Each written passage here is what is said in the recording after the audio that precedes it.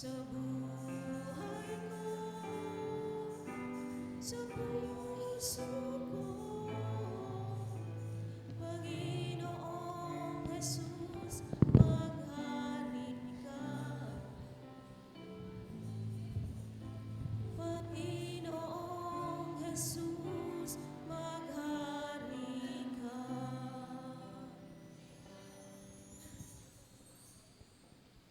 Inaanyayahang tumayo ang kapulungan. Tawag sa pagsamba.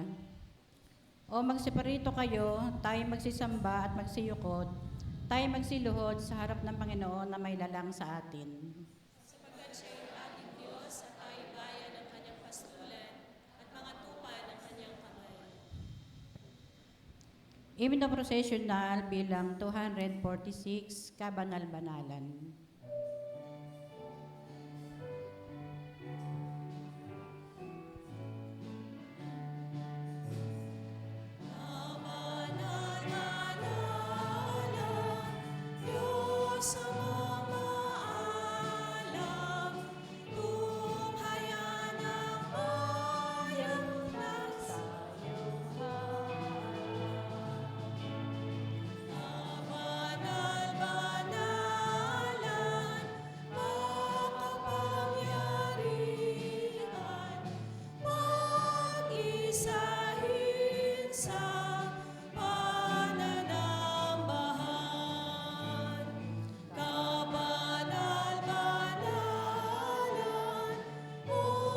Jesus na buhay, pagpupugay namin ay ibinibigay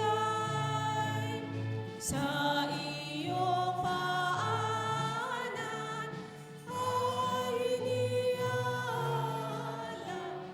Puri't walhati na walang hanggan. Kabanal-banalan, diwang naninilaw sa landas ng buhay.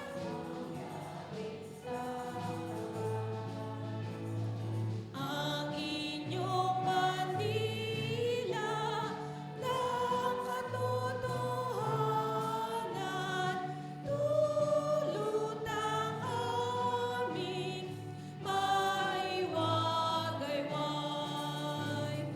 Kabanal-banalan, makapangyarihan, sa pag-uumaga ika'y aawitan. Kabanal-banalan, mahabaging tunay, tatlong personang Diyos na marangal. Amen.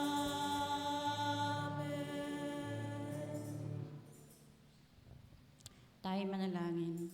Panginoon, maraming salamat po sa iyo sa umagang ito. Salamat kami po ay dinako mo dito sa iyong bahay-sambahan upang magpuri at magpasalamat. Salamat din po sa buong sanglinggo na kami inyong iningatan. Panginoon, salamat sa patuloy na pag-iingat sa buhay at kalakasan na pinahihiram mo sa amin. Salamat po, Panginoon, sa mga biyaya, sa mga pagpapagaling mo sa bawat isa sa amin. Panginoon, humingi po kami ng kapatawaran sa iyo. Pakalinisin mo po kami upang maging karapat-dapat kami sa umagang ito sa aming pagsamba sa iyo.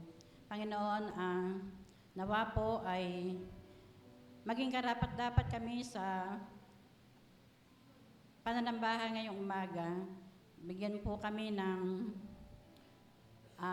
mapayapang kaisipan upang ang mensahe na aming maririnig ay maisabuhay namin at masagawa sa araw-araw. Pagpalain mo din po ang aming tagapagsalita. Ikaw po ang magbigay sa kanya ng katalinuhan at ang mga mensahe na kanyang ibibigay at aming maririnig ay maging pagpapala sa buhay ng bawat isa sa amin.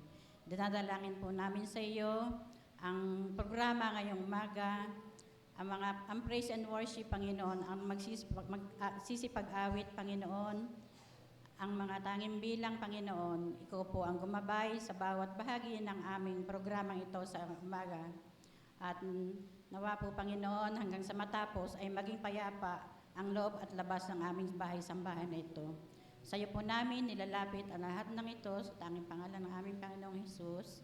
Amen. Tugong awit.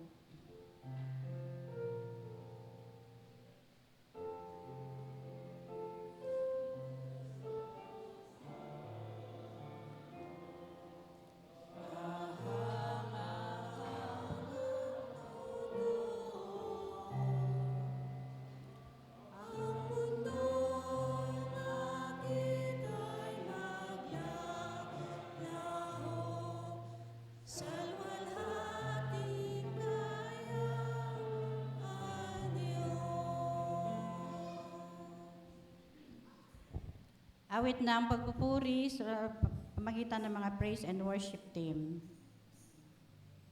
Magandang umaga po sa inyong lahat.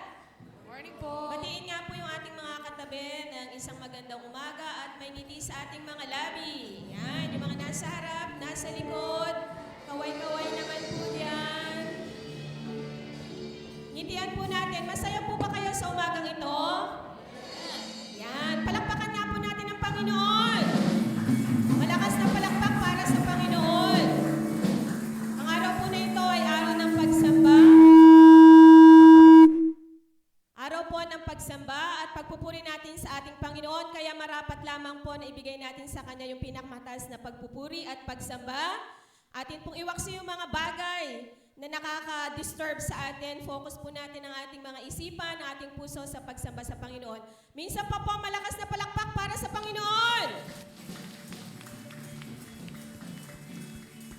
Yan, sapagkat ang Panginoon natin ay sapat na at higit pa. Amen? Amen. Amen.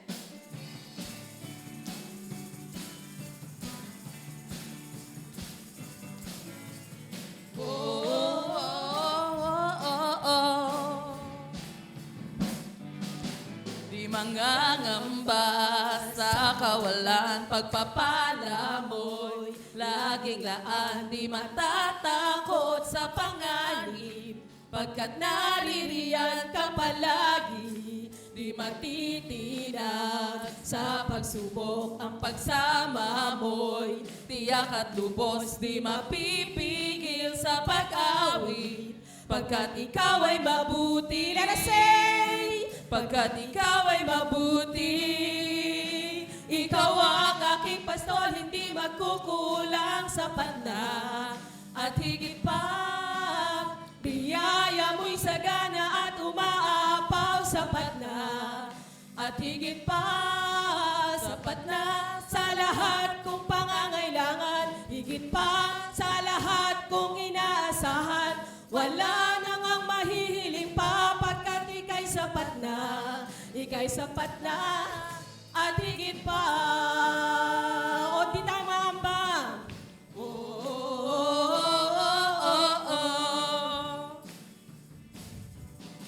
Di mangangamba sa kawalan, pagpapala mo laging laan. Di matatakot sa panganib, pagkat naririyan ka pala. Let us shout! Di matitinag sa pagsubok, ang pagsama mo Tiyak at lubos. tiyak at lubos. Di mapipigil sa pag-awit, pagkat ikaw ay mabuti. Let us shout! Ikaw ay mabuti!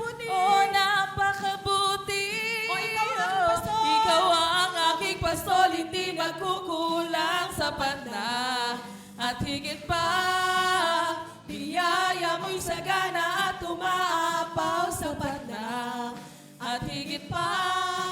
Sapat na sa lahat kong pangangailangan, higit pa sa lahat kong inaasahan.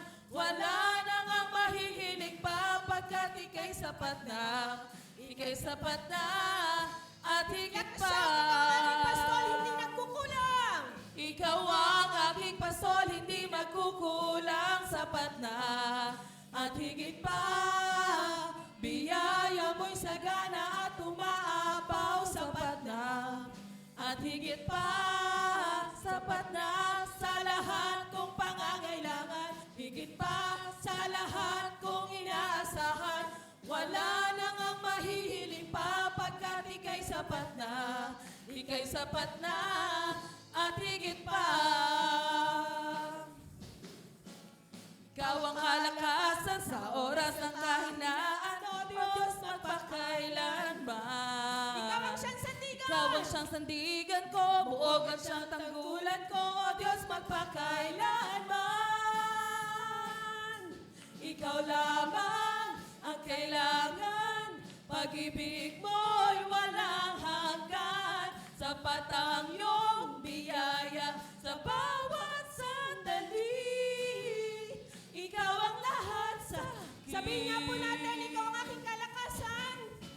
Ikaw ang kalakasan sa oras ng kahinaan, O Diyos magpakailanman. Ikaw ang siyang sandigan ko, buong ang siyang tanggulan ko, O Diyos magpakailanman. Ikaw lamang ang kailangan, pag-ibig mo'y walang hanggan, sapat ang iyong biyaya sa bawat sandali. Ikaw ang lahat sa akin. Ikaw lamang ang kailangan. Ikaw lamang ang kailangan, pag-ibig mo'y walang hanggan, sapat ang iyong biyaya sa bawat sandali. Ikaw ang lahat sa akin.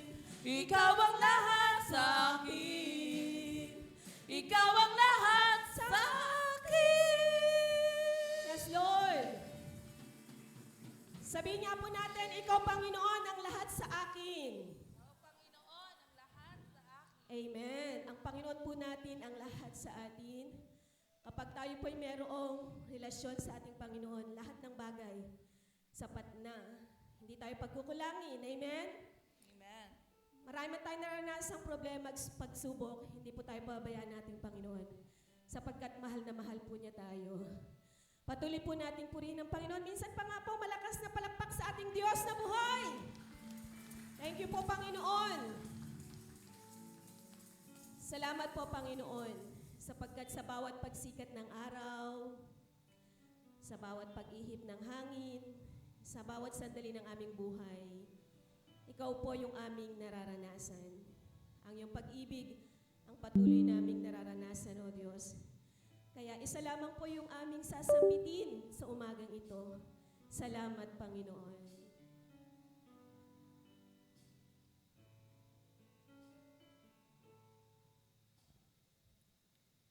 Sa bawat pagsikat ng araw, sa bawat pag-ihip ng hangin, sa bawat patak nitong ulan, sa bawat pag-agos ng tubig, ito ang patunay ng kabutihan mo, nang dahil sa pag-ibig mo, kaya ako'y naririto. Sa bawat pagsikat ng araw, sa bawat pag-ihip ng hangin, sa bawat patak nitong ulan, sa bawat pag-agos ng tubig, ito ang patunay ng kabutihan mo, nang dahil sa pag-ibig mo, kaya ako'y naririto. Sa tuwing aking naaalala ang kabutihan mo, hindi mapigilan ng damdamin at pagpatak ng luha ko. Sa tuwing mararamdamang tapat ang pag-ibig mo, wala nang ibang masabi kundi Salamat sa iyo.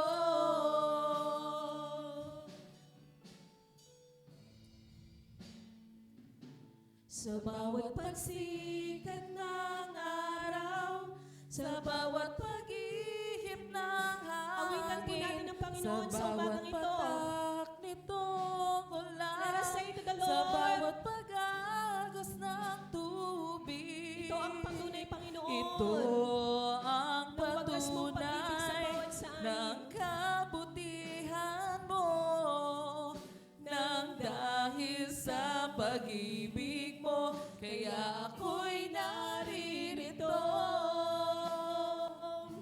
Sa tuwing aking naaalala ang kabutihan mo, hindi mapigilan ng damdamin at pagpatak ng luha ko. Sa tuwing mararamdamang tapat ang pag-ibig mo, wala nang ibang masabi kundi salamat sa iyo. Sa tuwing aking naaalala, Sa tuwing aking naaalala ang kabutihan mo, hindi mapigilan ng damdamin at pagpatak ng luha ko. Sa tuwing mararamdamang tapat ang pag-ibig mo, wala nang ibang masabi kundi salamat sa iyo. Lahat ng papuri ay sa iyo, hindi nagbabago. Buong puso't kaluluwa ang aming pagsamba.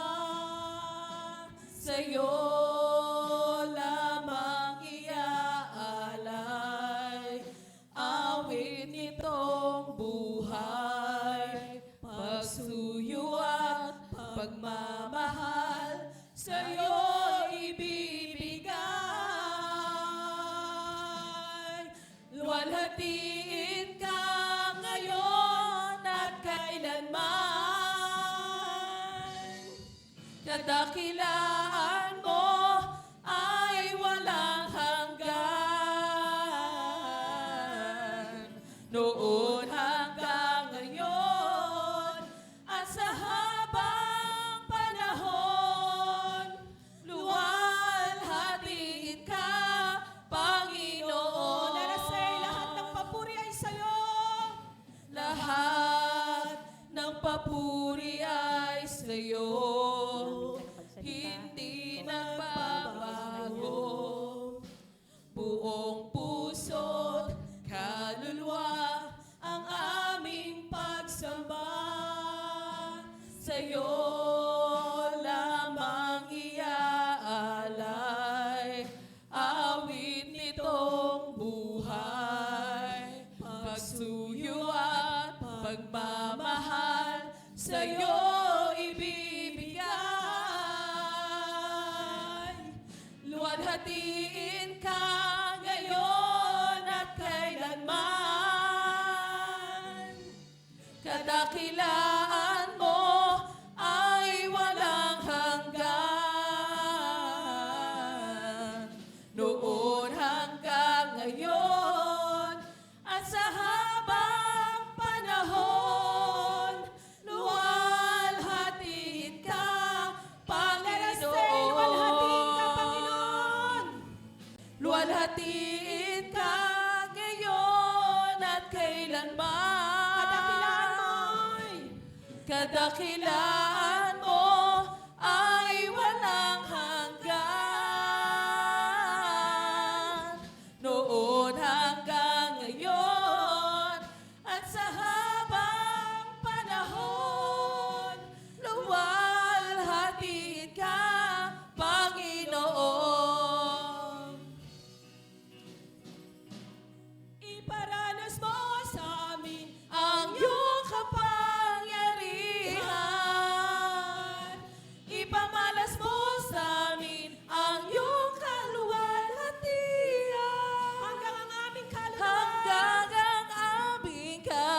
kaluluwa'y mapuspos ng lubusan at sa aming kalagitnaan bumaba ang kalangitan. Dakila ang iyong alarasyon, Ipamalas mo sa aming Panginoon. ibaranas mo sa amin ang iyong kapangyarihan.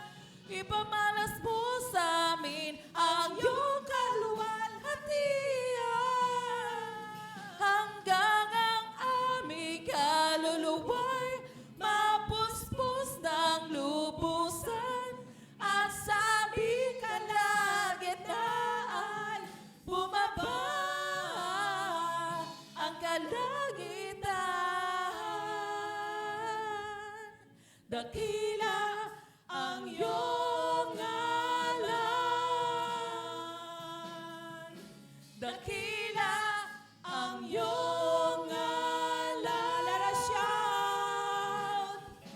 Dakila ang iyong ngalan.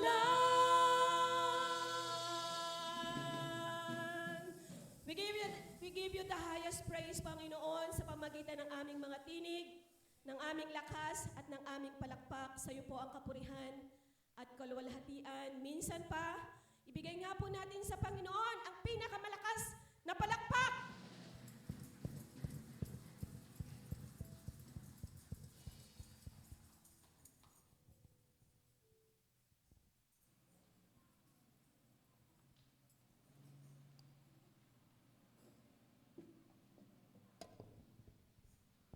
Ngayon naman po ay ang pagbasa ng tekstong batayan ng ating tagapagsalita.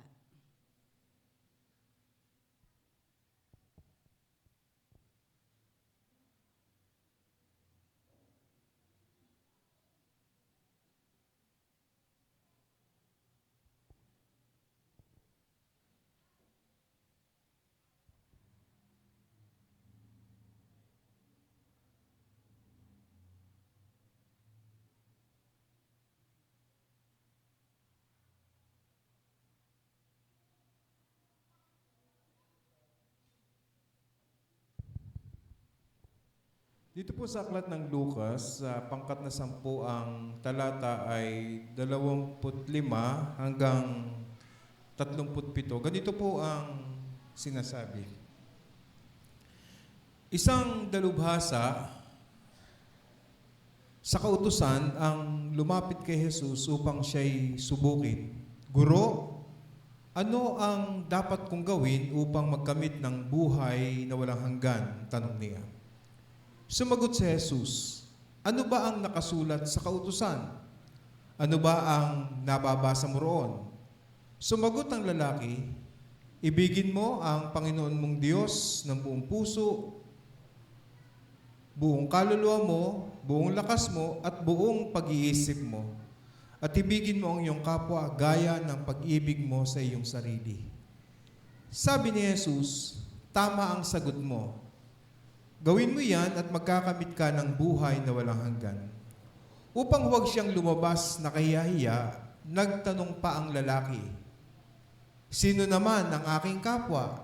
Sumagot si Jesus, may isang taong naglalakbay mula sa Jerusalem papuntang Jericho. Hinarang siya ng mga tulisan, hinubaran, binugbog, at iniwang halos patay na. Nagkataon namang dumaan doon ang isang paring Hudyo. Nang makita ang taong nakahandusay, lumihis siya at nagpatuloy sa kanyang paglalakad. Dumaan din ang isang Levita, ngunit nang nakita niya ang taong binugbog, lumihis din ito at nagpatuloy sa kanyang paglalakad. Ngunit may isang Samaritanong naglalakbay na napadaan doon. Nang makita niya ang biktima, siya'y naawa. Nilapitan niya ito, binuhusan ng langis at alak ang mga sugat at binendahan. Pagkatapos, isinakay niya ang lalaki sa kanyang asno at dinala ito sa bahay panuluyan upang maalagaan siya doon. Kinabukasan, binigyan niya ng 2 salaping pilak ang namamahala ng bahay panuluyan at sinabi, Alagaan mo siya, at kung higit pa riyan ang iyong magagastos, babayaran kita pagbalik ko. At nagtanong si Jesus, sa palagay mo, sino kaya sa tatlo ang naging tunay na kapwa ng taong hinarang ng mga tulisan? Ang taong tumulong sa kanya, tugon ng dalubhasa sa kautusan, kaya't sinabi sa kanya ni Jesus, kung gayon, humayo ka at ganon din ang gawin mo. Pagpapalain ng ating Panginoong Diyos ang kanyang mga salita, na sa umagang ito ay ating pong pagbubulay-bulayan. Tugong awit.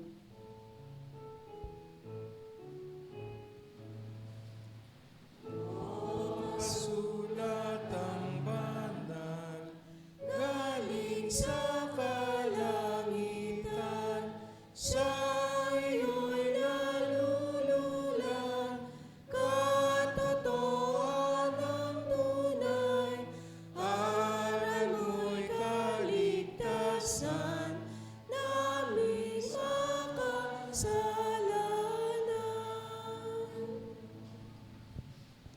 Inaanyayahan mo ang pulungan, dumako sa harapan ang may dalangin pastoral.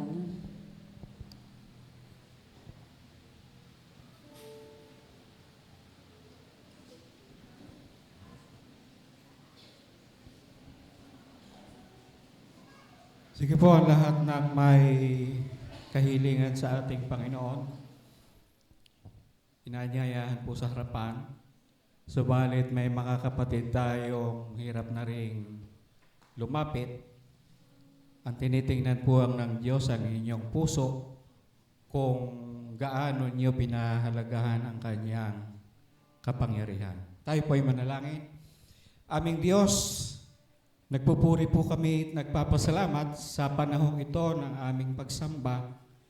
Inumpisahan po namin ang aming pananambahan sa pag-awit ng mga prayer and praise team. Tunay nga pong nadadala kami sa puntong ikaw ay aming kilalanin, pasalamatan, at sa mga awiting ito'y natututunan namin kung gaano kakabuti na ikaw lang ang Diyos ang makapangyarihan sa lahat. Narito po ang iyong mga anak sa harapan. Marami sa kanila ay may kahilingan sa iyo. At batid po namin ikaw na aming Diyos na hindi ipinagkait ang iyong anak upang mamatay sa krus alang-alang sa amin. Yung aming mga kahilingan ay napakaliliit na bagay upang hindi mo ito ipagkaloob, hindi mo tugunin. Hindi po kami automatic na excuse sa mga pagsubok ng buhay, sa mga kahirapan, subalit ang pangako mo, anumang pagsubok ang dumating sa buhay namin, sapat ang iyong biyaya, sapat ang iyong kapangyarihan, lalo't higit ay doon sa mga anak mong patuloy na nanghahawakan sa iyong kapangyarihan. Kaya't dalangin po namin sa umagang ito na ang mga kapatid namin ito, di lamang ang nasa harapan, pati yung nasa kanilang mga upuan, ay tunay nga pong patuloy na manghawakan sa iyong kapangyarihan na ang lahat ng aming mga dalangin sa iyo ay iyong nalalaman. Maging bilang ng buhok namin ay alam mo, ganong ka makapangyarihan, alam mo lahat, subalit kinakailangan po namin gawin yung aming katungkulan na pasalamatan ka, papurihan ka, sambahin ka sa Espiritu at sa katotohanan. Salamat po, Panginoon, sa patuloy mong pag-abay sa aming iglesia, sa pamumuno ng aming mga manggagawa, Pastor Benji at Jack Grace, na sa pamamagitan nila ay naaakay kami sa patuloy na pagsampalataya sa iyo, sa patuloy na pagiging matatag naming mananampalataya sa mga salita mong sa amin ay ibinibigay bawat linggo, bawat midweek service, mga Bible study. Tunay nga pong ang mga salitang ito'y patuloy pong magpalakas sa amin pong hindi lamang sa aming lupang katawan, kundi sa aming buhay espiritual. Ang amin pong spiritual journey ay nagsisimula nung tanggapin ka namin, subalit hindi natatapos doon. Kinakailangan kaming patuloy na maglingkod sa iyo at yung aming talataang binasa ng aming pastor kanina, kasama po doon yung Great Commandment and Great Commission. Hindi lamang po sa mga manggagawa nakaatang yung sinasabing humayo kayo at gawin ninyong mga alagad ang buong sanglibutan. Ito po'y iniutos mo sa aming lahat. Subalit hindi lahat ay may kakayanan nito. Kaya't kinakailangan naming maging isang alagad, isang disipulo upang makagawa ng ibang mga disipulong kagaya namin. Panginoon, palakasin mo po kami. Palakasin mo po ang aming mga kapatid na ito na nasa harapan. Ang marami sa kanila ay may physical na karamdaman. Ang iba'y may family problem. Ang iba'y may financial problem. At kung ano-ano pa. Subalit ang pangako mo, Panginoon, ay sapat. Ang sabi mo, ang biyaya mo ay sapat at hindi ka magkukulang. Ang utos mo sa mga Israelita nung sila'y naglalakbay, kumuha lang ng mga pagkaing sapat sa bawat araw, sapagkat ito ay paniniwalang sa susunod na bukas, sa susunod na mga araw, may bagong biyaya kang ibibigay sa bawat isa sa amin. Manatili po kaming tapat, Panginoon, at naniniwala po kaming ikaw na aming Diyos ay mananatili ring tapat sa bawat isa. Ito po ang aming dalangin sa pangalan ng iyong anak na si Jesus. Bumalik kayo sa iyong mga upuan at taglay ang pag-asa, ang Diyos ay tumutugon.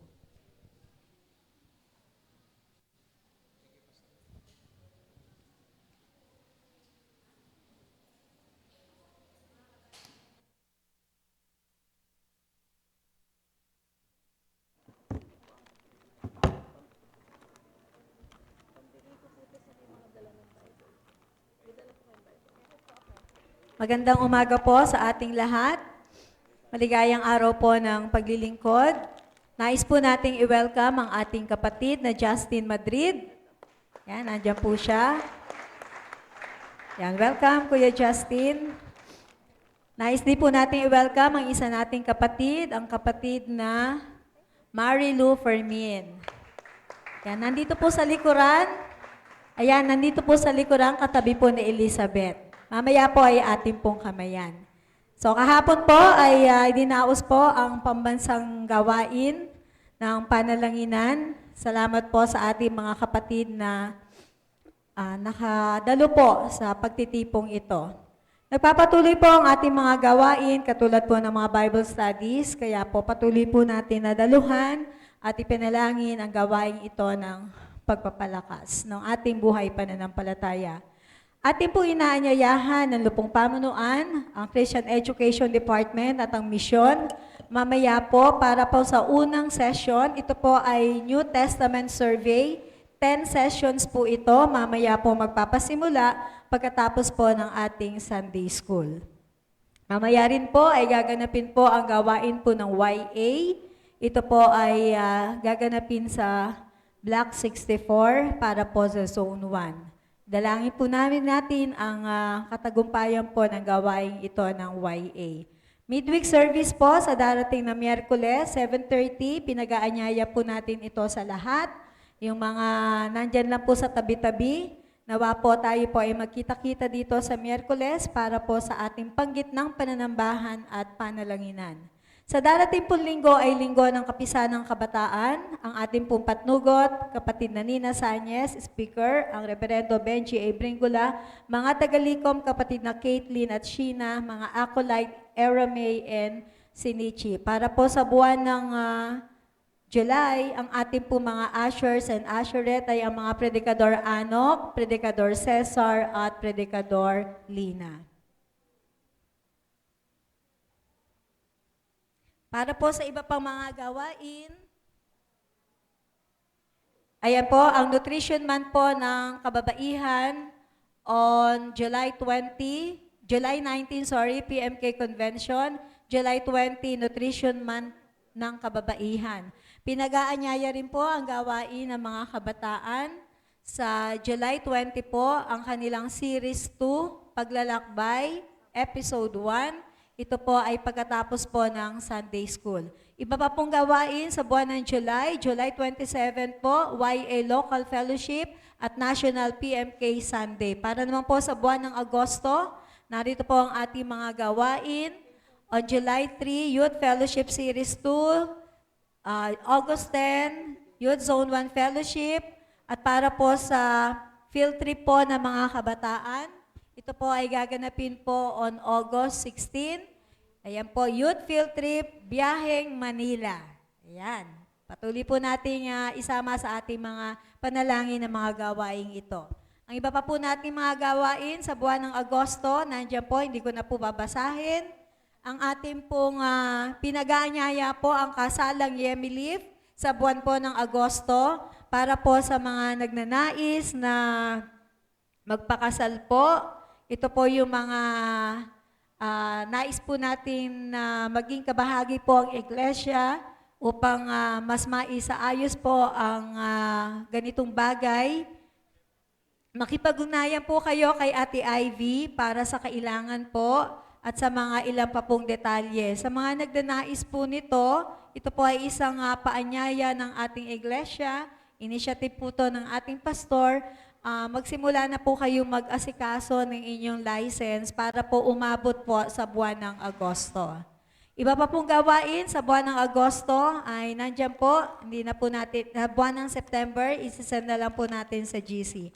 Happy birthday po sa ating mga kapatid na sumapit sa kanilang kaarawan at sasapit sa kanilang kaarawan. Kahapon po, Sir Alexis Rivera, Ate Karina Sanyes at Kuya Lomer Herrera. Ngayon naman po, nagdiriwang ng kanyang kaarawan si Ate Marie Cris Consunto at si Precious Aliyah Sison. Bukas, July 14, si Ate Ding Kagiwa at si Kuya Mark Justin Camba nasa Canada. July 14 din si Michelle Amogis. Yun lamang po at magandang umaga po sa ating lahat.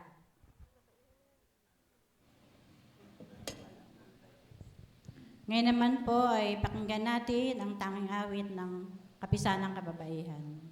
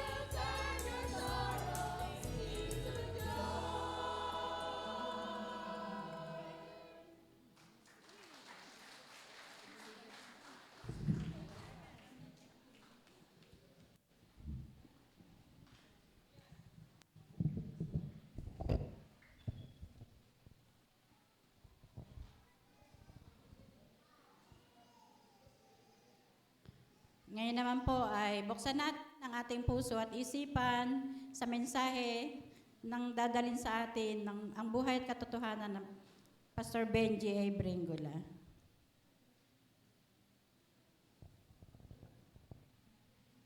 Good morning. Ganda ng nalagyan natin ng Bible, no? Ganda rin ng Bible. Yung po kasing Bible na nakalagay dyan dati, hindi naman po pang-altar talaga yon. So, nung nagpunta ko sa kaibigan kong pastor, marami siyang ganyan na ibinebenta. Dahil magkaibigan kaming matalik, hiningi ko na lang. Sabi niya, pare, ang mahal-mahal ng bili ko dyan, dami niyan, tambak naman. Kikita ka naman dyan sa mga ibebenta mo pang mga Si Pastor Aris Garcia po kasi, ang hilig talaga ng libro. Pagka nag-research siya at nakabalitaan niya na may mga libro ang parating galing sa Amerika na container, ano ba yung tawag doon? Bumibili siya ng marami. So, pagka nalaman ko na meron, nagpunta ako doon, kinakabahan ho yun. Kasi alam niyang hindi ako bibili at manghihingi lang ako sa kanya. Papasalamat din po ako kapatid na Roland, natigin sabi ko, igawa ng magandang lalagyan yung Bible. At nakita niyo siguro, wala yung lamesa dito, inaayos niya pong mabuti. Siguro akala niya, tapos na yung ipapagawa ko sa kanya. Kagabi, magkausap kami, kapatid na Roland, yung mga upuan natin, hindi na bagay dyan. Gusto ko nang ibasura yan o ipamigay na sa iba yan. So nangako siya sa akin, gagawa siya ng 4. Gusto ko sana 6. Pero sabi ko sa kanya, dapat may lamesa sa pagitan. May table sa pagitan ng mga upuan. So, kapatid na Roland, kinakatawan ko yung iglesia sa pagpapasalamat. Alam ko, hindi ka tumatanggap ng kahit love gift dito. At ang binabayaran lang natin, yung kanyang mga tao. So, ang Panginoon ang magbalik ng mga pagpapala sa iyo. Hindi man sa panahon mo, aanihin yan ng mga anak mo. Ganun pong magbalik ng biyaya ang Panginoon, hindi man natin matanggap ngayon, tatanggapin natin yan sa mga susunod na panahon sa pamamagitan ng ating mga mahal sa buhay. Kaya kung tayo ay nagkakaloob sa simbahan, huwag niyong isipin na yun po ay kawalan. Investment po yun. Investment para sa mga anak ninyo. Sabi po nung actually mahaba kasi itong sermon na iniisip ko hanggang ngayon kung paano ko siyang paiikliin. Kaya habang kausap ko kayo, nag-isip po ako paano kong paiikliin yung sermon. Sabi po nung isang anak ng isang pastor, na ngayon ay yung mga anak ng pastor na yon, may mga abogado, lahat mga professional. Yung isa, ano ba yung tawag doon? Bukod sa hukom. West ba yung tawag doon? May parang gano'n. Ano ba yung tawag? Piskal. Kung kilala niyo si Grace, no? Piskal na siya. Sabi nung kapatid niya, nung tiyahin niya, Pastor, bakit yung mga ganito, yung mga biyaya namin sobra-sobra. Sabi ko sa kanya noon, inaani niyo lang yung paglilingkod ng inyong mga mahal sa buhay. Inaani niyo yung paglilingkod ng inyong mga magulang. Kaya kayo na narito na mga magulang, nagpaplanong magtayo ng isang komunidad sa pamamagitan ng pamilya. Kung gusto ninyong anihin ng inyong mga anak, yung magandang bagay dito sa lupa, mag-invest kayo sa Panginoon. Hindi binabaliwala ng Panginoon yung lahat ng ating pong mga ginagawang paglilingkod. Maliit lang yan. Maliit lang yan. Kaya lang, of course, sinusuri ng Panginoon kung yung bang paglilingkod mo ay bunga ng iyong pagmamahal sa Diyos. At dito po tayo iikot sa sermon at pipilitin ko po na at least 30 hanggang 45 minutes sana. Pero kung mahaba ako, pwede naman pong lumabas, uminom, umihi at bumalik. Pero huwag niyo akong iiwanan. Muli ko pong babasahin yung mga talata. At ang katulad po ng ating series, ay katulad ng pangako ko sa inyo, magsisiris po tayo ng 2 buwan. Pero katulad nga po ng sinabi ko, hindi ko alam kung yun ngang sermon na ito ngayong umaga. Actually, kanina, alas 7 pasado na, magsi 7:30 na, nag-message sa akin ang lupon sa programa, Pastor, bagamat alam ko yung message ni Ate Sally, tinatanong ako kung tapos na ba yung sermon mo? Hindi ko lang masabi sa kanya, Ate Sally, hindi pa.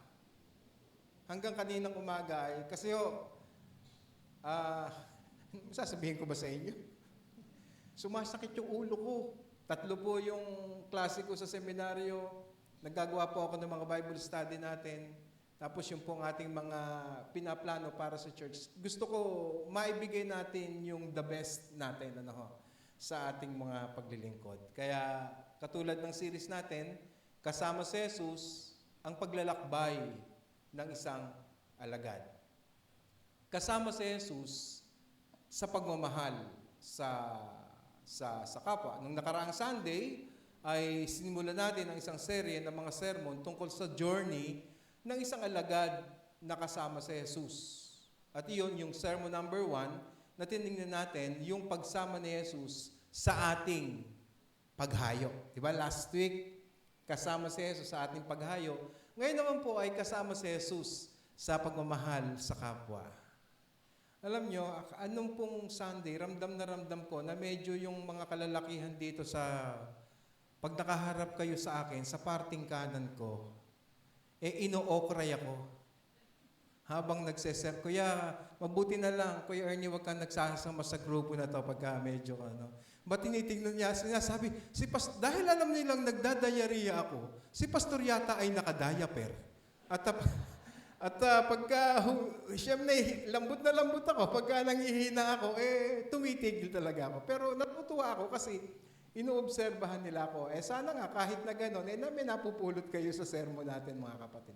Basahin po natin yung mga talata. Lucas 10:25 hanggang 37. Isang dalubhasa. Okay, hindi pelikula ni Fernando Po Jr. yan, yung pelikulang dalubhasa. Isang dalubhasa sa kautusan ang lumapit kay Jesus upang siya'y subukin. Guro, ano ang dapat kong gawin upang magkamit ng buhay na walang hanggan? Tanong niya. Sumagot si Jesus, ano ba ang nakasulat sa kautusan? Ano ba ang nababasa mo roon? Sumagot ang lalaki, ibigin mo ang Panginoon mong Diyos ng buong puso mo, buong kaluluwa mo, buong lakas mo, at buong isip mo, at ibigin mo ang iyong kapwa gaya ng pag-ibig mo sa iyong sarili. Sabi ni Jesus, tama ang sagot mo. Gawin mo yan at magkakamit ka ng buhay na walang hanggan. Okay. Huwag ninyong sabihin na, Pastor, ang kaligtasan pala ay yung ibigin mo ang iyong kapwa at ibigin mo ang Panginoong mong Diyos. So, ipapaliwanag nating mabuti yung mga bagay na yan. Upang wag siyang lumabas na kahiya-hiya, nagtanong pa ang lalaki, sino naman ang aking kapwa? Sumagot si Jesus, may isang taong naglalakbay mula sa Jerusalem papuntang Jericho. Hinirang siya ng mga tulisan, hinubaran, binugbog at iniwang halos patay na. Nagkataong dumaan doon ang isang paring Hudyo. Nang makita ang taong nakahandusay, lumihis siya at nagpatuloy sa kanyang paglakad.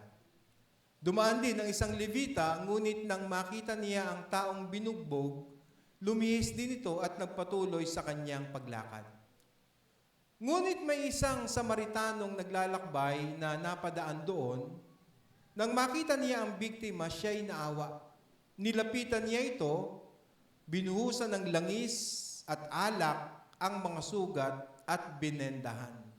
Pagkatapos, isinakay niya ang lalaki sa kanyang asno at dinala ito sa bahay panuluyan upang maalagaan siya doon.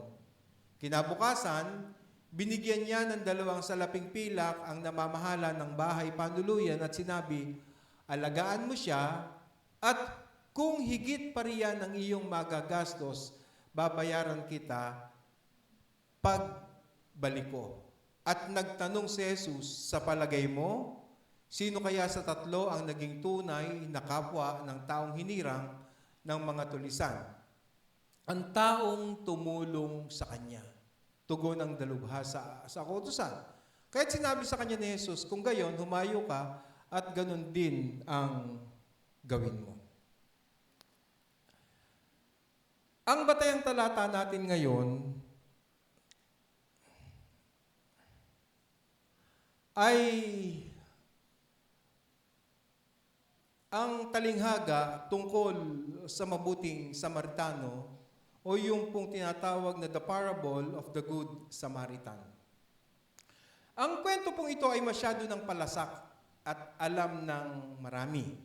Sa katunayan, sa mga eskwelahan, isa ito sa mga kwento sa Bible na mababasa sa mga textbook, sa mga paaralan ngayon.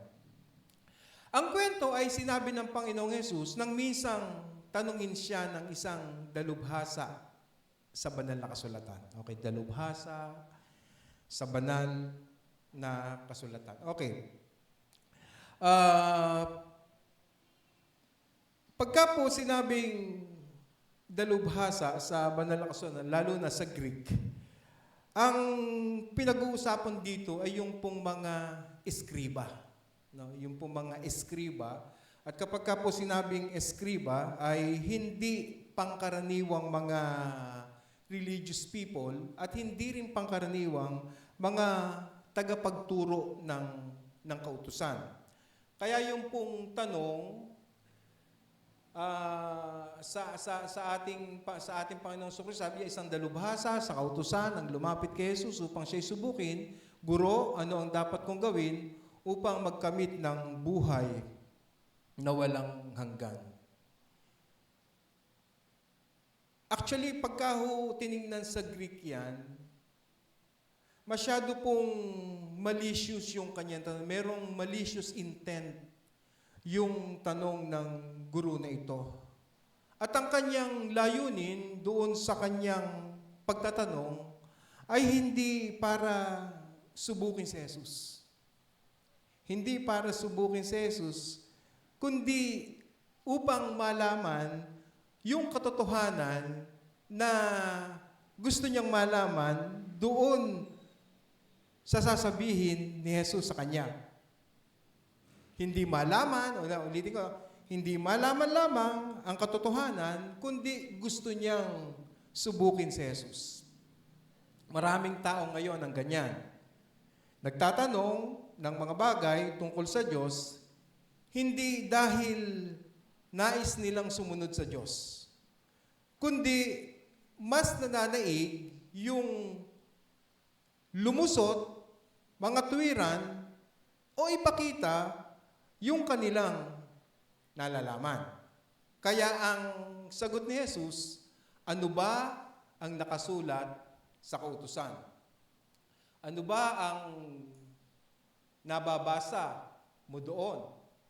Yun ang ibinalik na tanong sa ating Panginoong Kristo, ng ating Panginoong Kristo dito sa eskriba na ito na nagtatanong sa ating Panginoong Kristo. So yung pong kwento ay sinasabi ng Panginoong Hesus nang minsang tanungin siya nung pinag-uusapan nating dalubhasa sa banal na kasulatan. At ang tanong, kung sino ang maituturing na kapwa. Maaaring gusto ng lalaking ito na limitahan kung sino o kung sino lang ang maituturing na kapwa. Kaya malamang, sa aking pagtingin, ay nagulat siya sa talinghaga ng Panginoon sa kanya. Kaya nga, kung titingnan niyo dyan, sabi dyan, ang taong tumulong sa kanya, tugon ng dalubhasa. Pero, ang tema nung chapter na ito na ating pinag-uusapan ay the parable of the good Samaritan. Ni hindi nabanggit nitong dalubhasa na ito yung salitang Samaritano o yung salitang Samaritan. Mamaya titignan natin bakit hindi niya mabanggit yung salitang Samaritano nung kausap siya ng ating Panginoong Kristo. Nagsimula ang kwento No, nagsimula ang kwento sa paglalakbay ng isang lalaki mula sa Jerusalem papuntang Jericho. Kung mapapansin ninyo, ay hindi sinabi ng banal na kasulatan kung anong lahi o estado yung pinagmulan ng lalaki. Walang binanggit kung siya ba ay isang Ehipsyo, kung siya ba ay isang Pakistani, wala. Basta sinabi lang ay siya ay isang lalaki na naglalakbay mula Jerusalem papuntang Jericho. Okay. Isa siyang tao, sinadya ng talinghaga na huwag i-categorize kung sino siya. Bakit? Upang tukuyin na kahit sino ay maaaring maging biktima. No, upang tukuyin na kahit sino ay maaaring maging biktima. So okay, nagsimula ang kwento sa paglalakbay ng isang lalaki mula sa Jerusalem papuntang Jericho. Ayon sa mga Bible Atlas, ang Jerusalem ay mataas na lugar. Mataas na lugar ang lugar na ito at 2,000 feet o 610 meters above sea level. Ang Jericho naman ay mahigit na 700 feet below sea level at ang layo ng Jerusalem sa Jericho ay 17 milya lamang o mahigit na 27 kilometro lamang. Kaya masasabi nating medyo matarik ang daang ito at tamang-tama para doon sa mga tao na nais gumawa ng masama doon sa kanilang kapwa. Makapagnakaw ang mga tulisan. Matapos nakawan, ay binugbog pa ng mga tulisan at ang sabi ng scripture, halos patay na. No? Halos patay na nung iwanan. Sabihin talagang, di ko alam kung meron sa inyo rito yung nang bog-bog na, yung nang bugbog, nang gulpi, pagkatapos gulpihin, yung halos nakahandusay na hindi na halos makakilos yung tao. Ganun ang ginawa nung iwan ng mga tulis na ito. Mabuti na lamang ay mayroon pong dumaan. No? Mayroon pong dumaan na mga tao, 3 uri ng tao yung dumaan dito. Okay. Sabi natin, yung unang dumaan, mamaya titingnan natin, yung unang dumaan dito ay iba-ibang klase. Merong pari, merong tagapaglingkod sa templo, at yung isa na huling dumaan ay isang Samaritano. Alam nyo, para sa mga Hudyo, ay mababang uri ng mga tao ang mga Samaritano. Masyadong mababa ang kanilang pagtingin. At meron pa tayong mababasa sa banal na kasulatan, may ilang pagtingin sa kanila ay mga asong gala. Kaya hindi dapat kaibiganin o pakisamahan ang mga taong ito. So ganun yung kanilang pagtingin sa Samaritano, masyadong mababa ang kanilang pagtingin.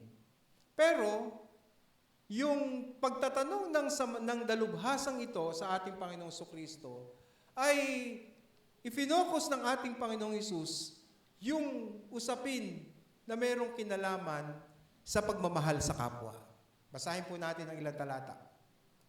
Isang dalubhasa sa kautusan ang lumapit kay Jesus upang siya'y subukin, Guro, ano ang dapat kong gawin upang magkamit ng buhay na walang hanggan? Tanong niya. Sumagot si Jesus, ano ba ang nakasulat sa kautusan?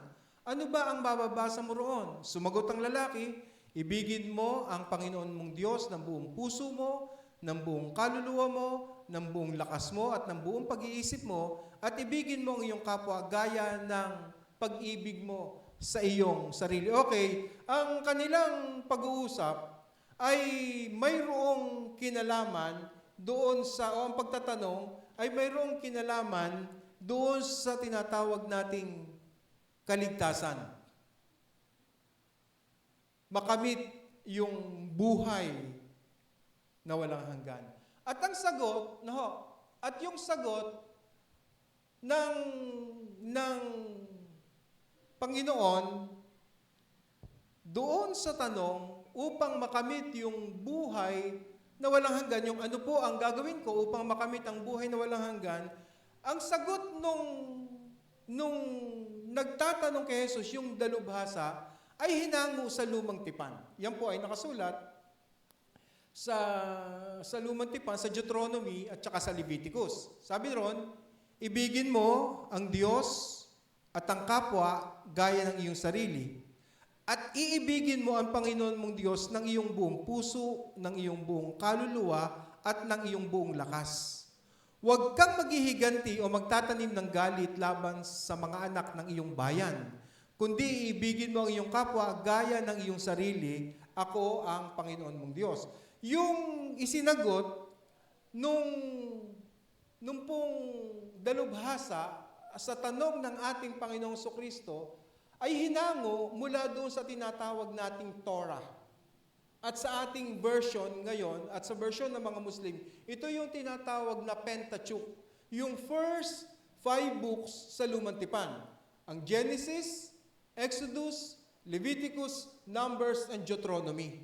Doon hinango nitong dalubhasa na ito, nung iskriba na ito, yung kanyang sagot doon sa counter na tanong ng ating Panginoong Kristo sa kanya para matugunan yung sagot. Katulad po ng sinabi ko sa inyo kanina, yung pong tanong ng iskriba sa ating Panginoong Kristo ay hindi naman tanong para magkaroon talaga ng kaligtasan. Merong malicious intent yung kanyang tanong. Ang layunin ay hindi upang malaman ng katotohanan, kundi upang subukin yung karunungan ng ating Panginoong Kristo. At dahil alam ng iskriba na ito na yung kagalingan ng ating Panginoong Kristo, sumagot siya ayon doon sa katuruan nila, na lahat ng katuruan nila ay nanggagaling doon sa aklat ng unang 5 aklat ng Lumang Tipan, yung tinatawag na Pentateuch. Yung first 5 books sa Lumang Tipan. Ito yon. Ito yung sinamarize na sagot. Ang sabi ng dalubhasa, ibigin mo ang Panginoon mong Diyos at ibigin ang kapwa. Pagmamahal. Sa atin, bilang alam ng dalubhasa na dapat ilaan ng tao ang kanyang pag-ibig sa kanyang kapwa according doon sa kanilang kautusan. At sa atin ngayon, ang pagmamahal ay dapat na inilalaan natin, bukod sa pagmamahal natin sa Diyos, dapat ding mahalin natin ang ating kapwa. Meron pong isang pastor ang nagsabi. Sabi niya, to love is the most dangerous thing in a human being can do in his whole life. Yan po yung sabi ng isang pastor. Kasi daw, kapag nagmahal ka, kayo ba'y naniniwala dyan? Sa sinabi ng isang pastor. Yan, si Ate Leonie naniniwala. Ako naniniwala ako dyan. Kasi, sabi niya, huwag niyo na ako tingnan, baka sabihin ko kay Roland, habaan pa yung tungtungan. Sabi niya, kasi daw, kapag nagmahal ka, nagiging miserable ka, hindi sa, yung po bang, hindi ko alam paano ko, pagka nagmahal ka, ginagawa mo kasi yung lahat ng bagay eh. Di ba? Di ba, meron nga tayo, ewan ko kung alam ng mga kabataan to, pag-ibig na makapangyarihan, pag pumasok sa puso ni numan, kaya tadano kasunod nun, hahamakin ang lahat, masunod lamang. Di ba nagiging miserable ka? Di ba nagiging miserable ka? Kaya nga, to love is the most dangerous thing. Kapag ka umibig ka,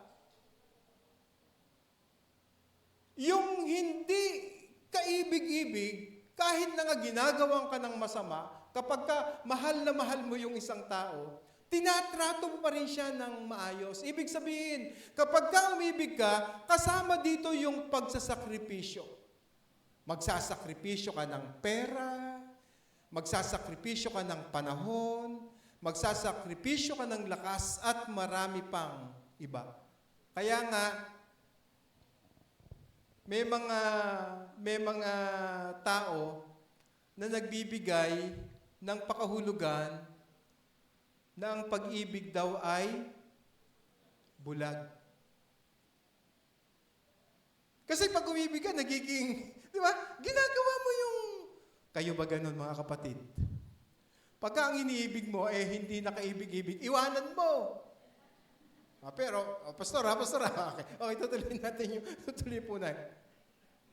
Gagawa ka ng mga bagay na gagawin mo na hindi mo ginagawa nung hindi ka pa nagmamahal. Pero nung magmahal ka, gagawin mo yung mga bagay na yon.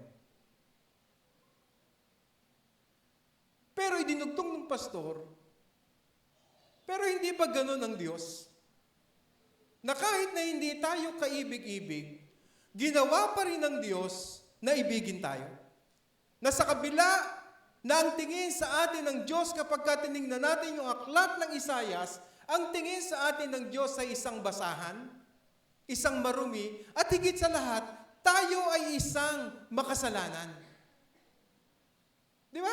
Ayun ang tingin sa atin eh. Kahit ng banal na kasulatan, yun ang tingin sa atin. Maruming basahan sa aklat ng Isayas, at higit sa lahat, tayo ay isang makasalanan. At alam natin na ang mabuti, ang kalaban niya ay ang kasalanan. At ang kalaban ng kasalanan ay ang mabuti. Pero kapag ka natuto kang umibig, to love is the most dangerous thing. Pero yan ang ginawa ng Panginoon. Ayon kay C.S. Lewis, ang four loves ay apat na pangunahing uri ng pag-ibig na kanyang tinalakay sa kanyang aklat na The Four Loves noong 1960. Ang mga ito ay batay sa apat na salitang Griego na ginagamit sa bagong tipan upang ilarawan ang iba't ibang anyo ng pag-ibig. Narito po yung buod ng apat na uri ng pag-ibig ayon kay Lewis. Storge, pagmamahal ng mag-anak o likas na pagmamahal. Ibig sabihin, pagmamahal sa pamilya. Ito ay natural na pag-ibig na karaniwang makikita sa pagitan ng magulang at anak o sa pagitan ng mga kapatid. Dapat sa Greek, yan ang pag-ibig.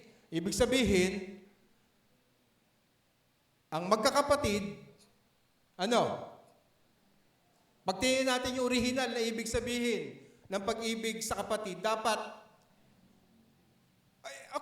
dumarating yung pagkakataon na nag-aaway yung magkakapatid eh. Hindi naman nawawala yun. Naikwento ko nga sa inyo minsan, mga kapatid, nasa Maynila na ako, namatay yung nanay ko. Meron kaming maliit na property, mga 100 square meters, may bahay. Nung huling uwi ko, sabi ko sa kapatid ko, apat kami magkakapatid eh. Yung kapatid ko sa ama, meron na siya. Yung kapatid ko sa ina, dahil love na love siya ng lola ko, yung property ng lola ko sa kanya ibinigay. So yung natira sa amin, yung property ng nanay at tatay ko, ay namatay na yung mga magulang namin. Sabi ko, tayong dalawa na lang maghahati niyan. Kinausap ko na si kuya, yung dalawang kuya natin, hindi sila makikialam dyan. Hindi na ako manghihingi sa iyo dyan. Hindi na ako manghihingi sa iyo dyan. Pero wag mong ibebenta yan. Hindi pa lumilipas ang isang buwan. Ibinenta. Nagtataka ako, may dumating na 25,000 sa akin. Sabi ko, galing itong 25,000 na ito? Nagkataon, nabagsak yung cellphone ko, sira. Kasi nakabili ko ng cellphone. No? Maya-maya, tumawag yung pisang ko si Bongoy. Sabi niya, kuya, pirmahan mo yung mga papel na ipapadala ko. Binenta ni Bobet yung lupa niyo, tsaka yung bahay.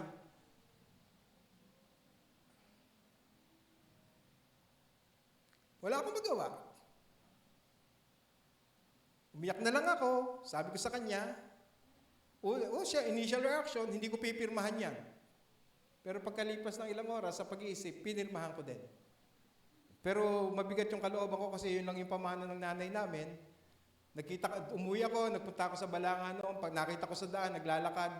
Buwaba ako. Hinalikan ko lang, tapos sumakay na ako ng kotse, lumuwag na yung kalooban ko. Ibig sabihin, gusto ko sabihin sa inyo mga kapatid, hindi nawawala yung pag-aaway sa magkakapatid. Pero dapat marunong tayong magpatatawaran sa isa't isa.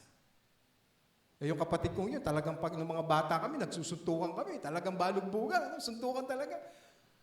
Pero hindi po pwedeng hindi. Dapat marunong kang yun ang ibig sabihin ng storge. Yung pagmamahal na yan. Hindi tayo nagtatanim ng galit. Na kung nagawan ka man ng isang bagay na hindi, tanyo mga kapatid, kaya hindi ko alam kung kaya kong tapusin to, Ate Sally, kakat na lang natin, ano? Kasama kasi sa atin yung tayo galing sa lupa, may hole tayo. Madali tayong gumawa ng kasalanan at madali tayong magkasala. Pero dapat sana, dahil sa pagmamahal ng Diyos sa atin, marunong din agad tayong magpatawad. Lalo na pag sa ating kapatid, no? Ito ay natural na pag-ibig na karaniwang nakikita sa pagitan ng magulang at anak o sa pagitan ng mga kapatid. Philia. Pagkakaibigan, ito ay ang pag-ibig ng mga tunay na magkaibigan na may parehong interest, layunin o pagpapahalaga. Kaya nga meron nakalagay sa banal na kasulatan ang friends love at all times, Proverbs 17:17. Ang kaibigan ay nagmamahal sa lahat ng panahon at sa oras ng kagipitan ay kapatid na tumutulong. Kaya kung meron tayong mga kaibigan, pinagyayaman yon. Pero dapat marunong din tayong mamili ng kaibigan. Hindi basta-basta kaibigan. Ako natutuwa ako sa isang predikador natin dito na hindi niya pinapayagan na hanggat maaari. Dapat alam niya na yung kasama ng mga anak niya ay kapwa mananampalataya. Kahit papaano, yung 70% na safe yung anak mo doon sa mga pwedeng ituro ng masamang kaibigan ay malilimitahan. Sa Korinto, di ba? Ang mabuting kaibigan ay napapasama ng isang masamang kaibigan. Kaya mamimili tayo ng kaibigan, mga kapatid. Ang piliin nating kaibigan, at least yung taga-simbahan. Kasi kasama sa paglalakbay natin ang ating Panginoon.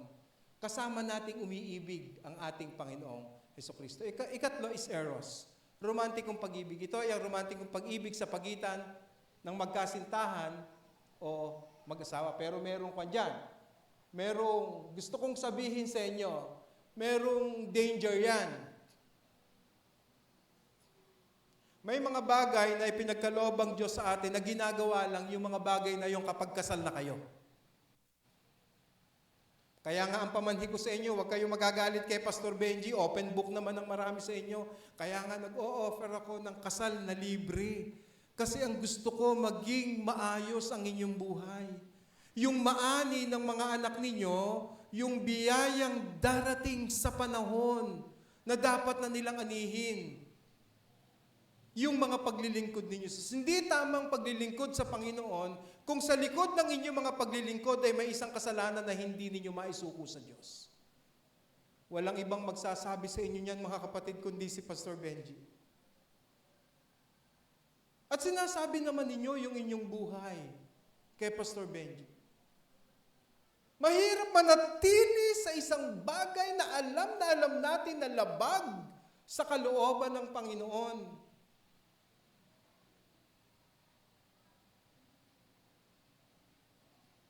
Amen? Hindi kayo makasagot sa akin ng maayos. Open rebuke is better than secret love.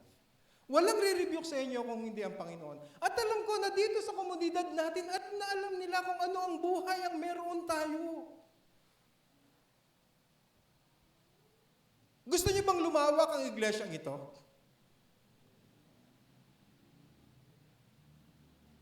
Gusto niyo bang lumawak ang iglesyang ito? Alam niyo kung ano balakid. Alam ninyo kung ano yung nagiging hadlang kung bakit ang iglesia natin ay hindi maabot yung kaniyang nais para sa atin. Eros love. Gandang bagay yan. Pero sa pagitan ng magkasintahan o mag-asawa, pero may mga bagay na limitado dyan na hindi dapat ginagawa kapag ka hindi pa kayo tumutungtong doon sa usapin ng isang lihitimong nilikha ng Panginoon, yung family sa kasal, yung kasal. Ika-4, agape. Pag-ibig na walang kapalit, banal na pag-ibig. Ito ang walang kondisyong pag-ibig, ang uri ng pag-ibig ng Diyos para sa tao. Na kahit na ano ang kalagayan natin, binibigyan tayo ng Panginoon ng pagkakataon. Ba? Kahit na anong kalagayan natin, kahit na anong sama pa natin, pero binibigyan tayo ng Panginoon ng pagkakataon na makapanumbalik tayo sa Kanya. Binibigyan tayo ng Panginoon ng pagkakataon ng buhay, ng oras, ng panahon na ituwid natin yung ating mga pagkakamali. Walang matuwid, wala kahit isa. Pero sana ang nakikita ng Diyos na laman ang ating mga puso. Yung isang puso na nais mong ituwid, yung isang pagkakamali na nagagawa o nagawa natin.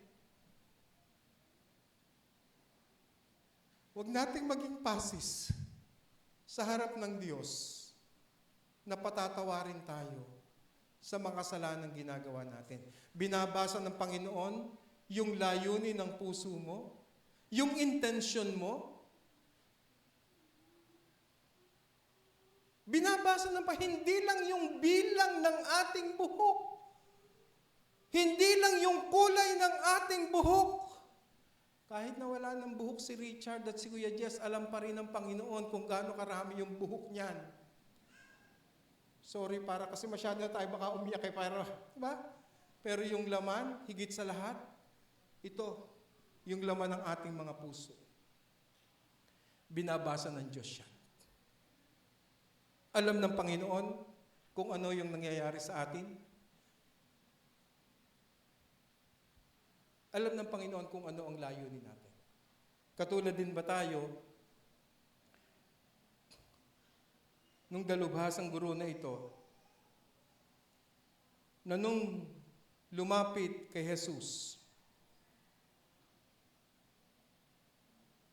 ang kanyang tanong ay hindi para malaman yung katotohanan, kundi upang subukin lamang ang karunungan ng ating Panginoong Jesucristo. Meron din tinatawag na 5 language of love na nakabatay naman kung paano naipadadama at nararamdaman ng pag-ibig. Mihingi ako ng paumanhin kung nasasaktan ko ang inyong mga kalooban, mga kapatid. Mihingi ako ng paumanhin. Pero dapat ninyo kasing malaman yung mga bagay na sinasabi ko sa inyo. Pwede niyo akong rebukein after ng pagkatapos nito, Pastor, hindi ko po nagusto. Okay lang sa akin. Pero kinakailangan ko kasing sabihin yung mga bagay na baka hindi talaga natin nalalaman. Kaya dapat na ipapaunawa natin.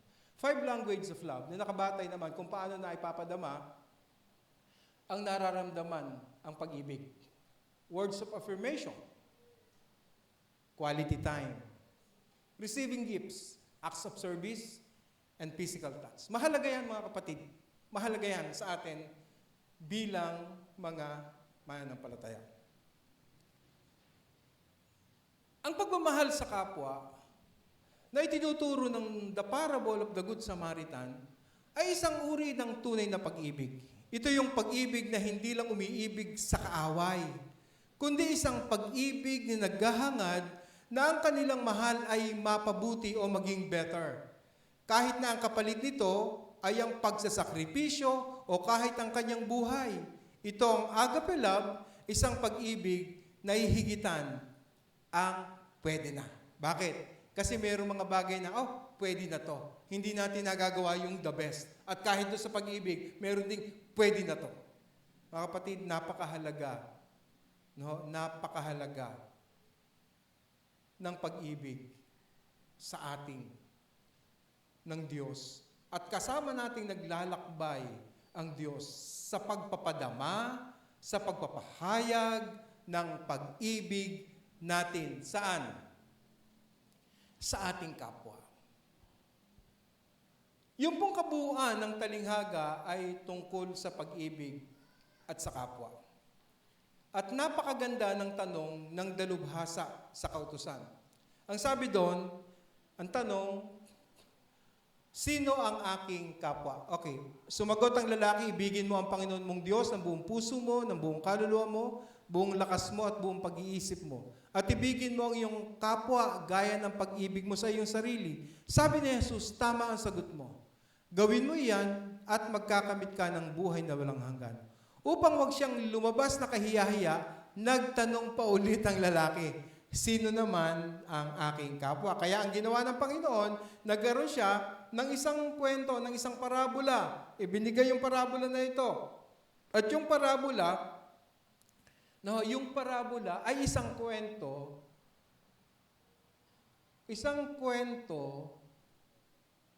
na merong kinalaman doon sa taong kagalit nila. Kagalit kasi nila yung mga Samaritano. Ang kapwa ay madalas na tinutukoy lamang sa kapwa Hudyo. Sa cultural context ng mga Hudyo, ang kapwa ay madalas na tinutukoy lamang sa kapwa Hudyo. Sa kanila. Kapag ka sinabing kapwa, tinutukoy lamang nila ito doon sa kanilang kapwa Hudyo. Ang mga Hentil, katulad natin na di Hudyo, at lalo na ang mga Samaritano, ay hindi itinuturing na kapwa. Kaya nga sabi ko sa inyo kanina, sila itinuturing na mga asong gala.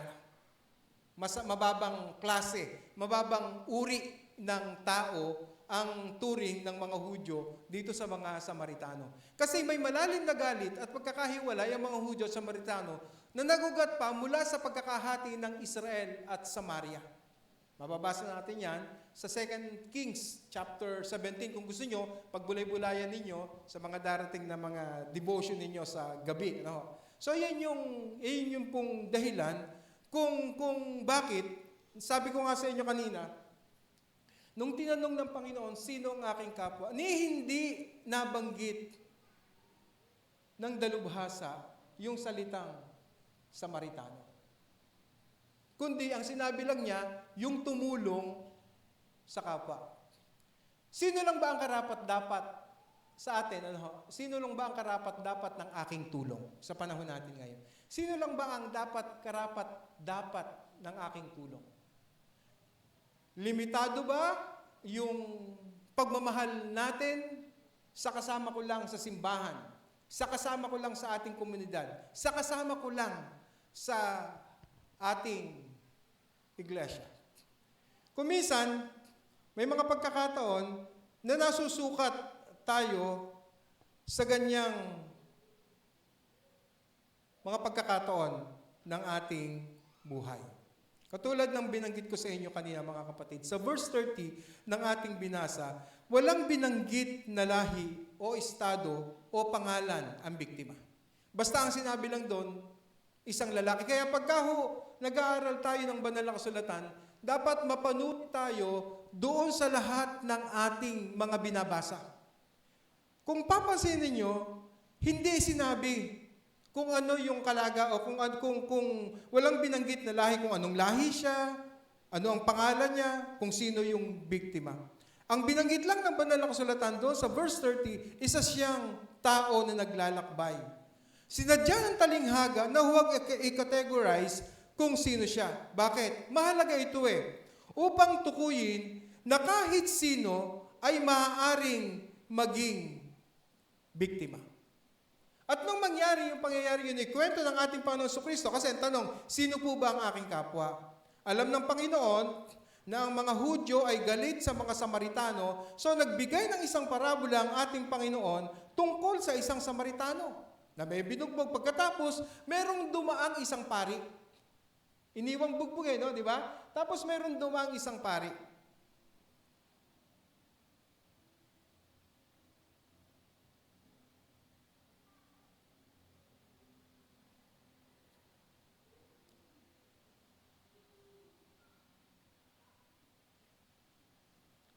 Ang pari ay may responsibilidad sa templo. Pag pinag-usapan natin. Okay. Sa banal na kasulatan, ang sino mang tao na kabilang sa angkan ng mga Hudyo, una, bawal humawak ng ano? Ng patay. Akala niya, hindi ko binibigyan ng katuwiran, ha? Hindi ko binibigyan ng katuwiran yung pare. Okay, dadalhin din natin doon sa isang pagkakataon na yung pinag-uusapan natin, ang good pa rin sa Panginoon yung Samaritano. Okay? Sa kanilang kultura, kapag ka isa kang pare, bawal kang humawak sa patay at bawal ka ding humawak sa dugo. Kaya nga kung makikita ninyo, mapapansin doon sa mga nakaraan natin mga pag-aaral, yung babaeng inaagasan ng matagal ng panahon, di ba? Bawal silang hawakan. May batas sila tungkol doon. Bawal silang hawakan. So hindi siya hinawakan. At umiwas ng daan. Ikalawang dumaan yung Levita.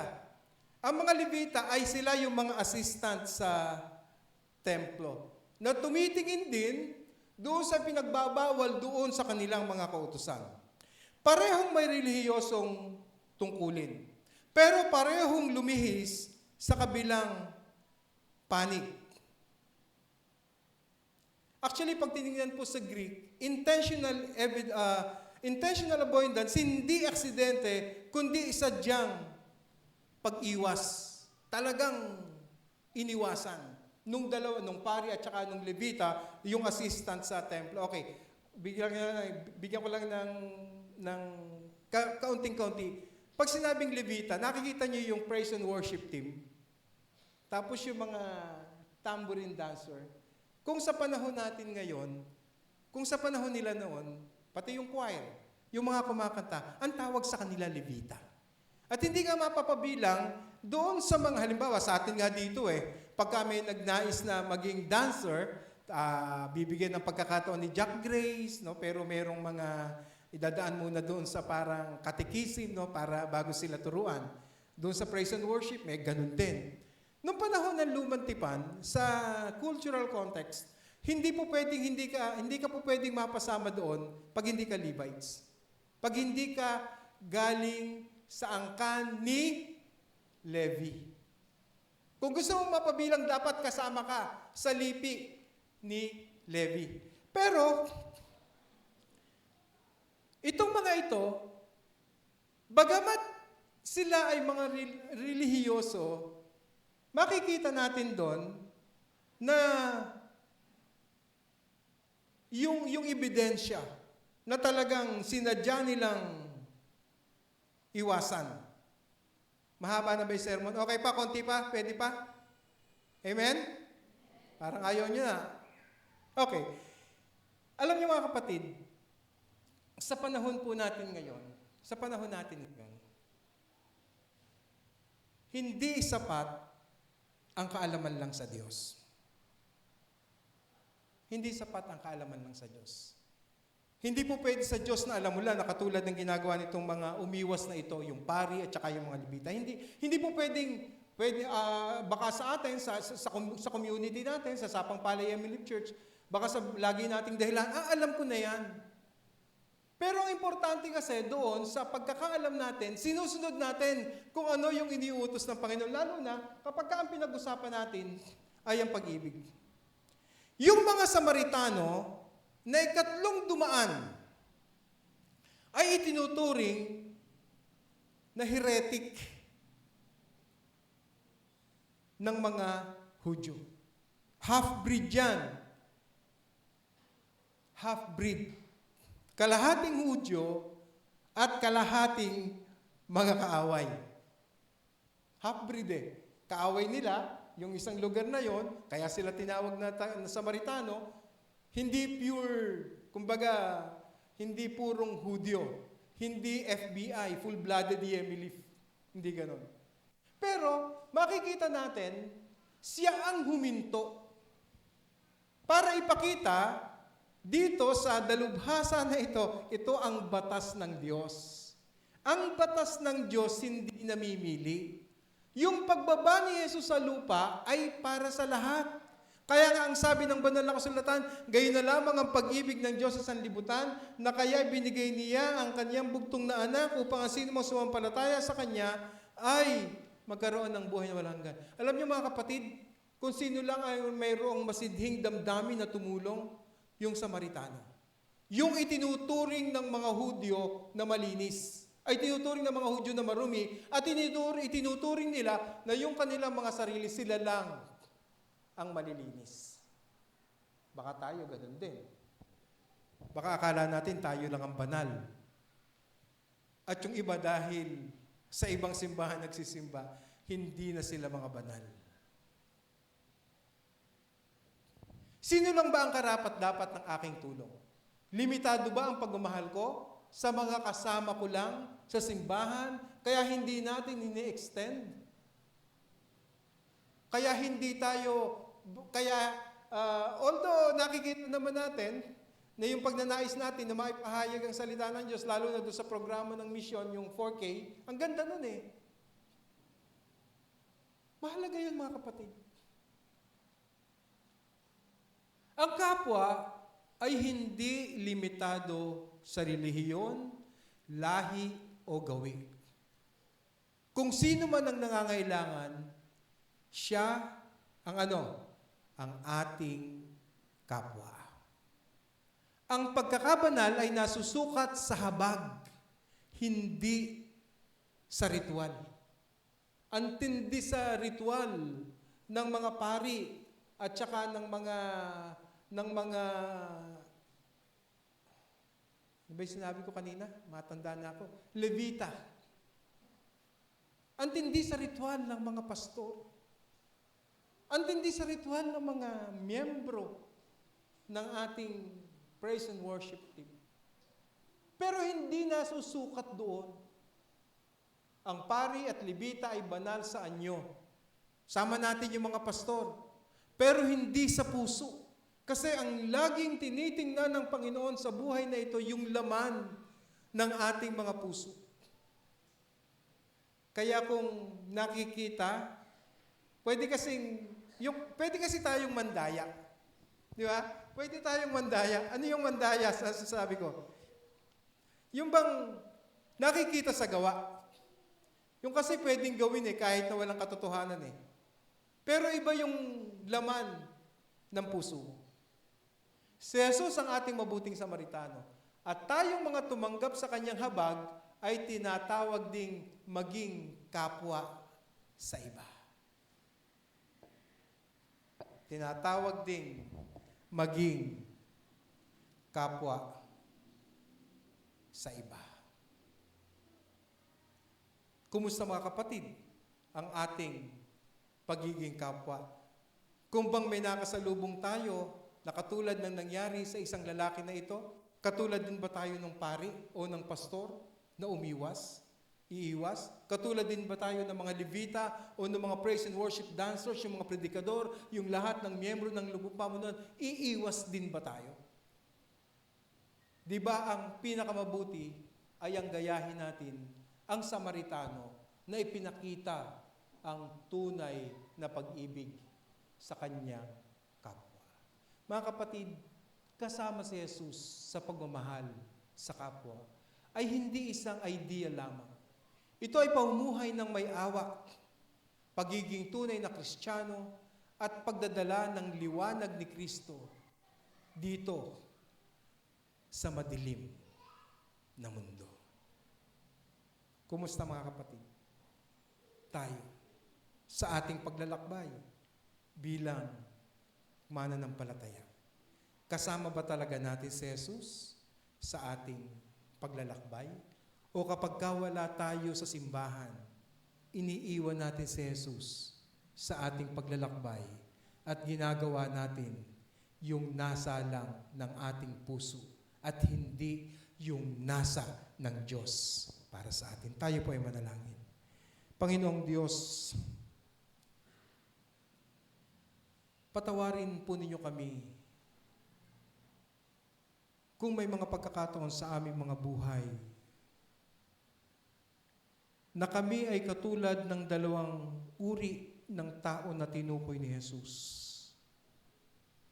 mga tagapaglingkod sa templo, at mga tagapanguna sa templo. Na doon sa isang simpleng bagay na nakikita namin ang aming kapwa na nangangailangan ng aming tulong, hindi man literal, Panginoon, na sila ay binugbog.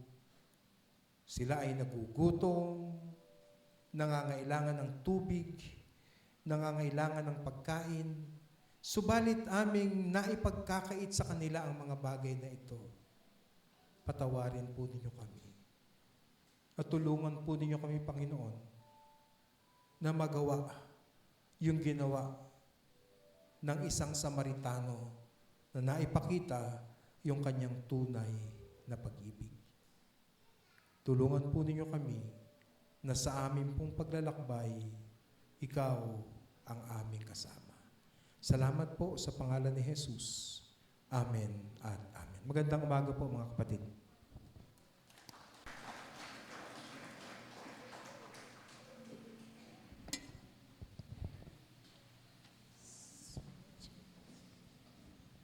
Salamat po sa magbiyayang mensahe na ating narinig. Nawa po ay patuloy nating ipadama ang pagmamahal sa ating kapwa.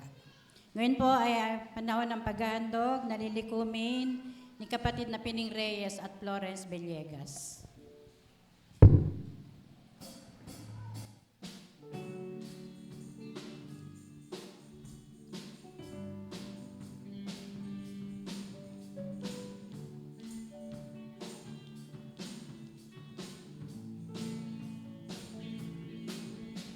Halina't magbigay sa gawain ng Diyos. Kung nais mong ika'y pagpalaing lubos, halina't ihandog ang mabuting ani, kasabay ng pagsambat, pagpupuri. Halina't magbigay sa gawain ng Diyos. Kung nais mong ika'y pagpalaing lubos, halina't ihandog ang mabuting ani, kasabay ng pagsambat, pagpupuri. Halina't magbigay sa gawain ng Diyos. Kung nais mong ika'y pagpalaing lubos, halina't ihandog ang mabuting ani, kasabay ng pagsambat, pagpupuri. Kasabay ng pagsambat, pagpupuri.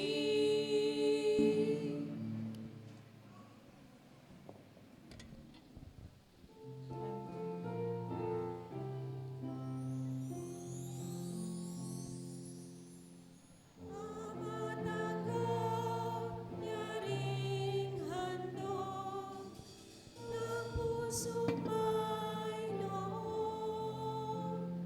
Pagpalain kaming lubos sa ngalan ni Jesus.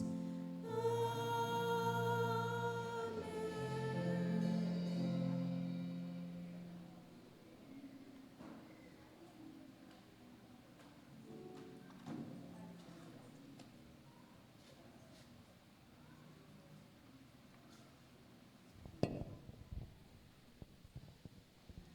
Basbas sa mga sumapit sa kaarawan, anibersaryo ng kasal at mga natatanging pasasalamat.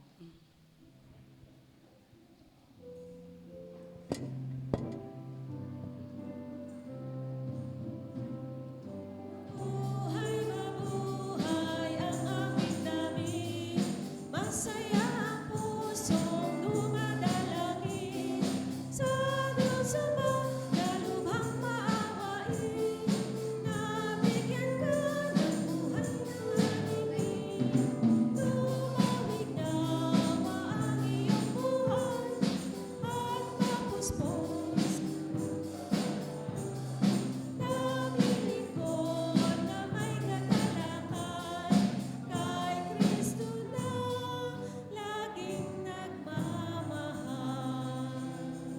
Tayo po ay manalangin. Panginoong Diyos na makapangyarihan sa lahat, sa pangalan ng Ama, ng Anak at ng Espiritu Santo. Nagpapasalamat kami, Panginoong Diyos, sa iyo sa kabutihan mo sa amin. Sa kabutihan mo, Panginoong Diyos, sa aming mga kapatid na ito, na ngayon ay nakadulog sa trono ng iyong biyaya. At nagpapasalamat, Panginoong Diyos, ng kanilang taus-pusong pagkilala at pagpapasalamat sa iyo. Marahil, Panginoon, dahil sa pagsapit nila sa kanilang kaarawan, anibersaryo ng kasal, mga pag-iingat, kagalingan sa karamdaman, katugunan sa mga panalangin, mga nasaan ng puso na iyong ipinagkaloob. Narito sila, Panginoon, upang ipagpasalamat sa iyo ang mga bagay na ito. Dahil dito, Panginoon, extend niyo po ang inyong kamay sa kamay ng inyong mga lingkod upang sa aming pagpapatong ng aming mga kamay sa ulo ng aming mga kapatid na ito, ang maranasan nila ay ang basbas na nagmumula sa iyo.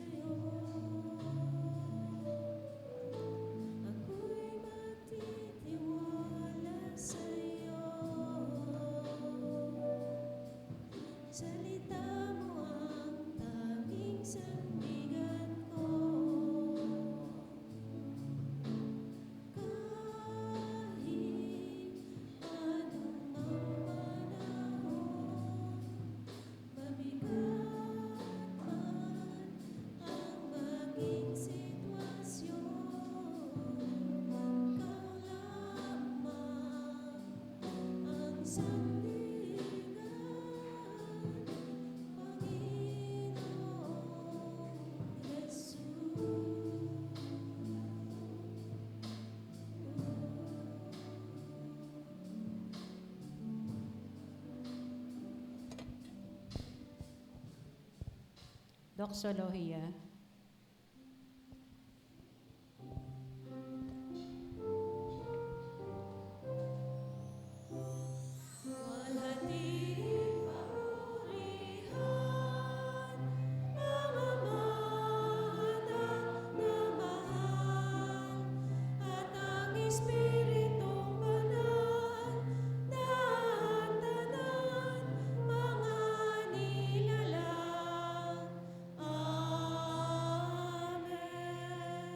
Siya na makapag-iingat sa inyo upang hindi kayo magkasala at makapaghaharap sa inyo ng walang kapintasan at may malaking kagalakan sa kanyang kaluwalhatian.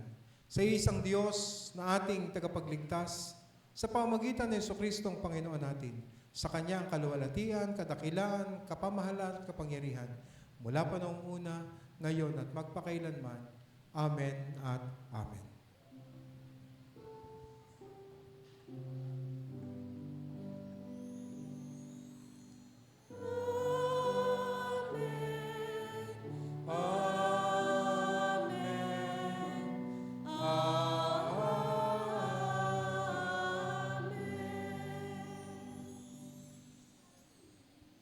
Hymno Recessional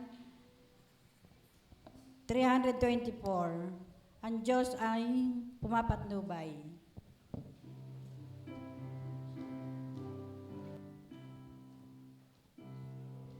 Sa iyo'y pumatnubay, aral niya sa'yo'y umakay, lagi ang kanyang alalay.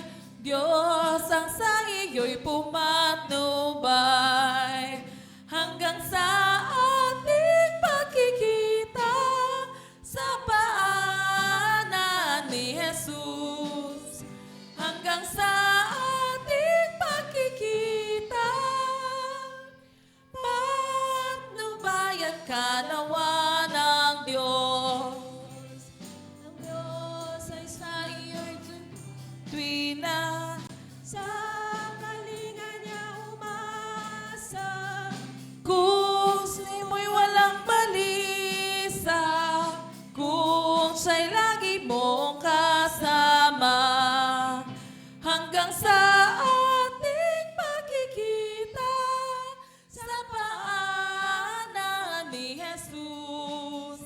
Hanggang sa ating pagkikita, patnubayan ka nawa ng Diyos. Diyos ang sa iyo ay mag-ingat sa iyong mga paglakad. Ang pag-ibig ang watawat na sa atin ay magliligtas. Hanggang sa ating pagkikita sa paanan ni Jesus. Hanggang sa ating pagkikita, patnubayan ka nawa ng Diyos. Diyos Ama nawa'y sumaiyo sa mga panalakban mo. Sa sama'y huwag patalo, sa ama'y laging pasaklolo. Hanggang sa ating pagkikita sa paanan ni Jesus. Hanggang sa ating pagkikita, patnubayan ka nawa ng Diyos.